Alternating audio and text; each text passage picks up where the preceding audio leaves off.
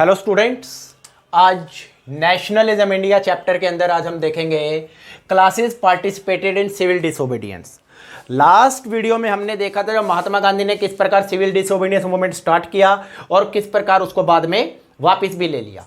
तो इसके अंदर अब देखें कौन कौन सी क्लासेस थी जिन्होंने सिविल डिसोबीडियंस मूवमेंट में पार्टिसिपेट किया था, और क्या जब दोबारा रीलॉन्च महात्मा गांधी ने सिविल डिसोबीडियंस मूवमेंट किया तो उन्होंने उसमें पार्टिसिपेट किया या नहीं किया। जैसे फर्स्ट थे रिच पेजेंट्स। जो रिच पेजेंट्स थे अमीर किसान थे, मीन जो लैंडलॉर्ड्स थे। Hard hit by depression and falling prices, क्योंकि आपने पहले देखा था कि जब डिप्रेशन आया था, डिप्रेशन जब आया तो उस दौरान क्या हुआ, जो इनकी एग्रीकल्चर प्राइसेस की कीमतें थी वो बहुत कम हो चुकी थी और उसका सीधा असर रिच फार्मर्स के ऊपर पड़ा था और फॉलिंग प्राइस वो काफ़ी ज़्यादा इसके कारण प्रॉब्लम क्रिएट हुई थी उनके लिए। Government refuse to reduce revenue, और जो उन्हें गवर्नमेंट को रेवेन्यू देना होता था, क्योंकि एग्रीकल्चर प्राइसेस एग्रीकल्चर जब प्रोडक्ट्स उनके बिकते थे उसके में उनको गवर्नमेंट को कुछ रेवेन्यू देना होता था, लगान देना होता था। लेकिन गवर्नमेंट ने क्या किया, वो रेवेन्यू उनका रिड्यूस करने से मना कर दिया और वो सरकार से यूँ चाहते थे भी हमारे एग्रीकल्चर प्रोडक्ट्स बिके नहीं है तो हमारा रेवेन्यू कम कर दिया जाए या माफ़ कर दिया जाए। लेकिन गवर्नमेंट ने इसको माफ़ करने से मना कर दिया। Fight for Swaraj mean struggle against high revenue. तो उनके लिए स्वराज का मीनिंग क्या था, हाई रेवेन्यू के अगेंस्ट स्ट्रगल। वो चाहते थे भी अगर गवर्नमेंट हमारी रेवेन्यू माफ कर दे, हमारे लिए तो स्वराज तभी आ गया, हमारे लिए तो तभी इंडिपेंडेंट एक हिसाब से आ गई भाई, स्वराज हमारे लिए तभी आ गया कि गवर्नमेंट हमारी रेवेन्यू माफ कर देगी। तो इसीलिए उन्होंने सिविल डिसोबीडियंस मूवमेंट में पार्टिसिपेट किया पूरे जोर शोर के साथ। बट वो डिसअपॉइंट हो गए when movement was called off in 1931 without revenue rates being revised. परंतु जब महात्मा गांधी ने 1931 के अंदर इस मूवमेंट को वापस ले लिया और रेवेन्यू रेट बीइंग रिवाइज्ड, और गवर्नमेंट उनके रेवेन्यू भी माफ नहीं किए, रिड्यूस नहीं किए, और महात्मा गांधी ने इस मूवमेंट को वापस ले लिया, तो इस कारण से वो बहुत ज़्यादा डिसअपॉइंट हुए। सो इस कारण जब दोबारा से मूवमेंट रिलॉन्च किया गया महात्मा गांधी के द्वारा, तो उन्होंने उसमें पार्टिसिपेट उतने जोश के साथ नहीं किया। अब रिच पेजेंट्स के बाद जो पार्टिसिपेट किया पुअर पेजेंट्स ने।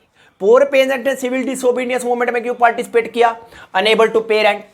वो जो रेंट देने में अनेबल थे, क्योंकि वो क्या करते, जो पुअर पेजेंट्स वो थे, वो जो रिच पेजेंट्स की ज़मीन है उसको कॉन्ट्रैक्ट पे लिया करते थे। टेनेंट्स थे ये, मीन्स उसको जैसे हम कहते हैं ठेके पे लेना।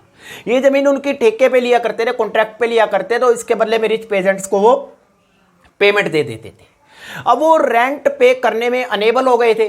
वो रेंट पे करने में अनेबल क्यों गए थे, क्योंकि उनके क्रॉप के प्राइजेस जो उनको पूरे नहीं मिल रहे थे। Wanted unpaid rent to be landlord to the landlords be remitted. अब वो चाहते थे कि जो लैंडलॉर्ड को, मीन्स इनको रिच पेजेंट को, जो उनका अनपेड रेंट है उसको माफ कर दिया जाए।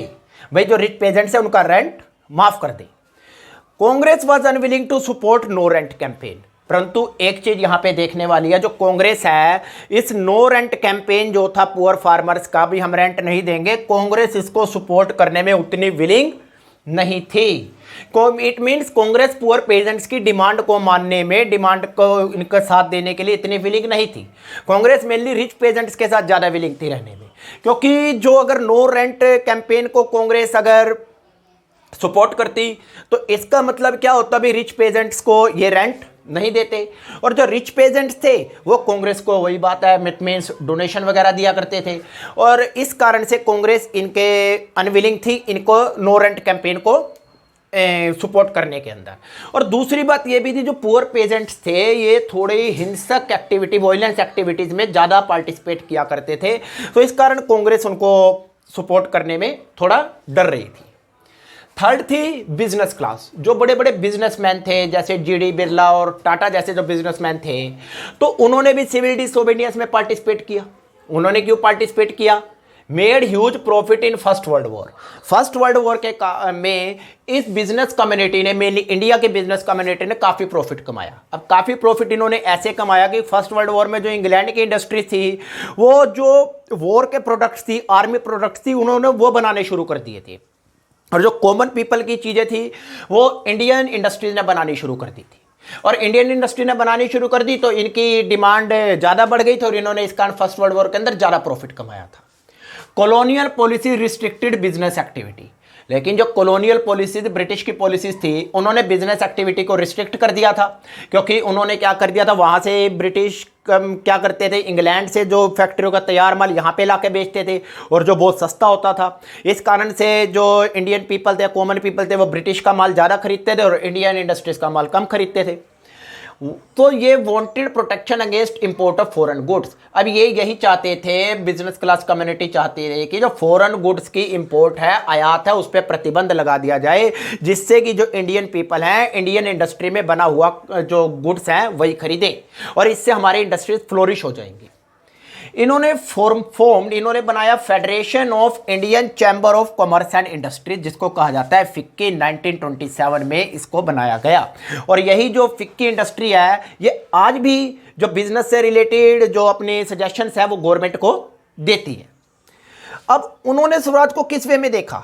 दे सा Swaraj when colonial restriction on business would be removed. उनको लिए स्वराज का मतलब था भाई, जब बिजनेस के ऊपर कॉलोनियल रिस्ट्रिक्शन है, जो ब्रिटिश ने रिस्ट्रिक्शन लगा रखी है, जब वो रिमूव हो जाएंगी, उनके लिए तो स्वराज तभी आ जाएगा। But afraid after failure of second round table conference, परंतु महात्मा गांधी ने सेकंड राउंड टेबल कॉन्फ्रेंस में जब 1931 में पार्टिसिपेट किया लंदन के अंदर, तो लेकिन उस कॉन्फ्रेंस फेल हो गई। वहां पे जो नेगोशिएशन उन्होंने करना था वो उनके साथ नेगोशिएट नहीं कर सके, इस कारण से कॉन्फ्रेंस फेल हो गई। अब फेल होने के कारण ये जो बिजनेस कम्युनिटी थी ये भी डर गई, भाई हमारी तो मांगे पूरी हुई नहीं है, और राउंड टेबल कॉन्फ्रेंस फेल हो गई। और वो दूसरा वो डरते थे ग्रोइंग ऑफ इन्फ्लुएंस सोशलिज्म का जो प्रभाव बढ़ रहा था यंगर मेंबर ऑफ कांग्रेस में, उससे वो डरते थे।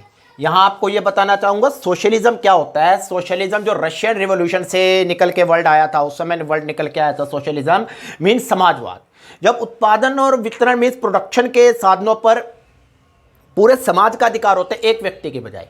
इन शॉर्ट में इसमें सोशलिज्म का मीनिंग था, सोशलिज्म जो सोशलिस्ट थे वो ये चाहते थे कि जो प्रोडक्शन होता है, इंडस्ट्रीज को जो प्रॉफिट होता है ना, और जो लेबर जो उसमें काम कर रही होती है, इंडस्ट्रियल वर्कर उसके अंदर काम कर रहे होते हैं, उनको वेजेस ना दिए जाएं, उनमें जो प्रॉफिट तो वो प्रॉफिट बांटा जाए।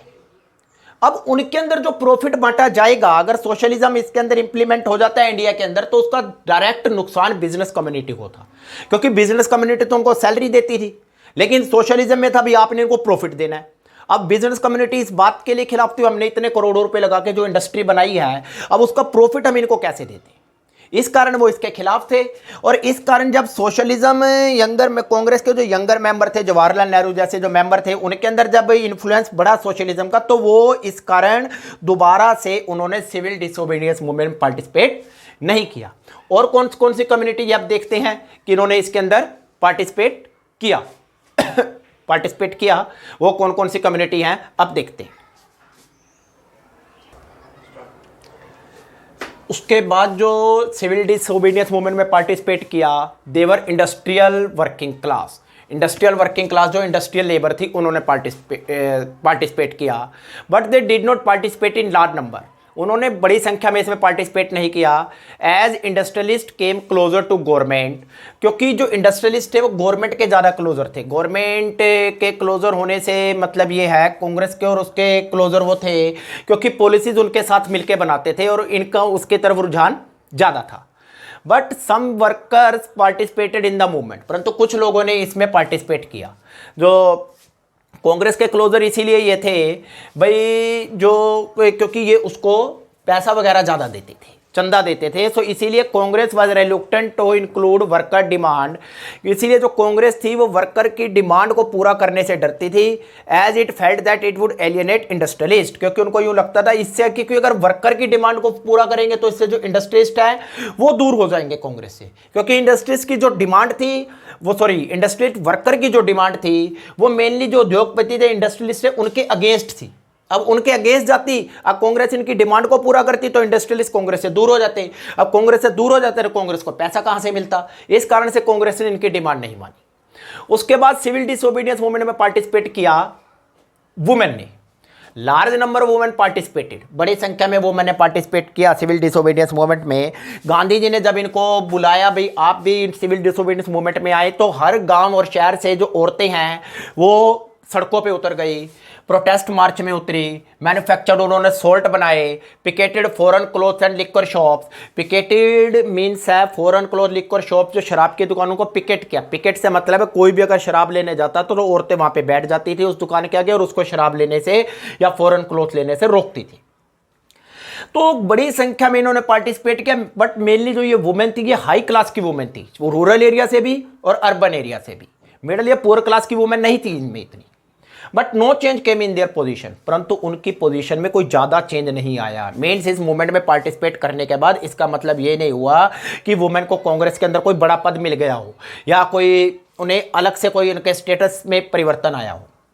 Gandhi ji believed it was, क्योंकि गांधी जी भी चाहते थे कि औरतों की ड्यूटी है to look after home and hearth. Hearth means चूल्हा, भाई वो घर की और चूल्हा चौका करे। बी गुड मदर, अच्छी मदर बने, एंड गुड वाइफ, और गुड वाइफ बने। और ये सब कुछ वो कब कर सकती थी, जब वो घर में रहेंगी तब कर सकती थी। And Congress was keen only their symbolic presence, और कांग्रेस उनकी सिर्फ सिंबॉलिक प्रेजेंस को में ही इंटरेस्टेड थी। भाई उनको सिर्फ हम ले आएंगे, सिंबल के तौर पर उनकी प्रेजेंस करवा देंगे। भाई सिविल डिसोबीडियंस मूवमेंट में औरतों ने पार्टिसिपेट किया है, बट अंदर से वो भी वुमेन को कांग्रेस के अंदर लाने में या कांग्रेस के अंदर कोई पद देने के लिए इतने इंटरेस्टेड नहीं थे। सो ये कम्युनिटी थी जिन्होंने सिविल डिसोबीडियंस मूवमेंट के अंदर पार्टिसिपेट किया। अब नेक्स्ट वीडियो में हम देखेंगे लिमिट्स क्या रही सिविल डिसोबीडियंस मूवमेंट की। Thank you.